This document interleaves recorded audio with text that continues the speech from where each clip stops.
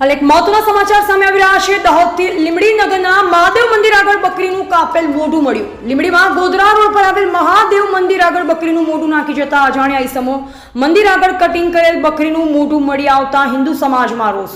બકરીદના દિવસે મંદિર આગળ કટિંગ કરેલ મોઢું મળી આવતા હિન્દુ સંગઠનમાં રોષ। હિન્દુ સંગઠન દ્વારા પોલીસને કરાઈ જાણ।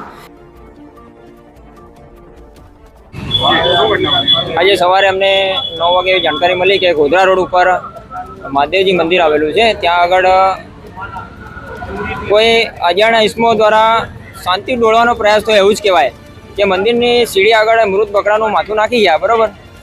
તો અમે પોલીસ પ્રશાસનને જાણકારી આપી છે અને પોલીસ તપાસ કરે છે। હવે એ જાણવું રહ્યું કે સીસીટીવી ચેક કર્યા પછી એ ક્યાંથી આવ્યું અને કોણ લાવ્યું, ખરેખર એક તપાસનો વિષય છે।